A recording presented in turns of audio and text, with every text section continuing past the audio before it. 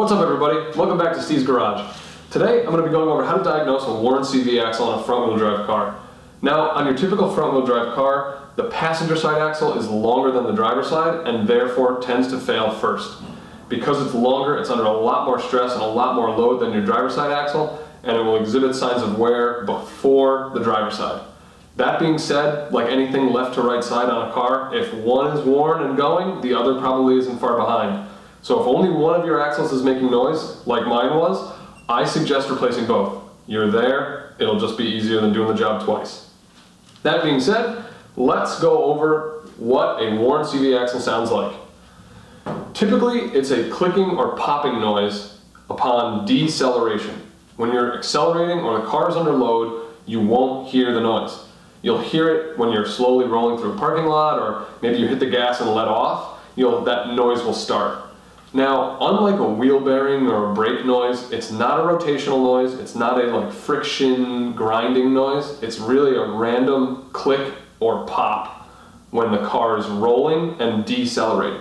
If it's worn enough, it can be loud enough that people stare at you in parking lots and stuff. Mine were that bad. I would pull into work and people would be looking at me. So if you let it go that far, chances are you have to replace the whole axle. If you catch it early, you can replace just certain parts. Let's say your boot tears and you lost all your grease. You can repack the grease, put a new boot on, and you're good to go. In my case, I lost the clamp. I didn't see that I lost the clamp because this was far in. This is the transmission side. And so I lost all my grease that way. I let it go way too long, and so I have to replace the whole axle. Sometimes, like in my case, I thought it was my strut. I thought my strut was loose and my strut was bouncing around. It can sound like that if you guys know what a loose strut sounds like, or maybe your strut mount is bad and that kind of clunking noise. It sounds similar to that, but it doesn't happen on bumps. That's how you can tell the difference. A strut noise is going to happen when you hit a bump, and axle noise happens when you're just decelerating or slowly rolling.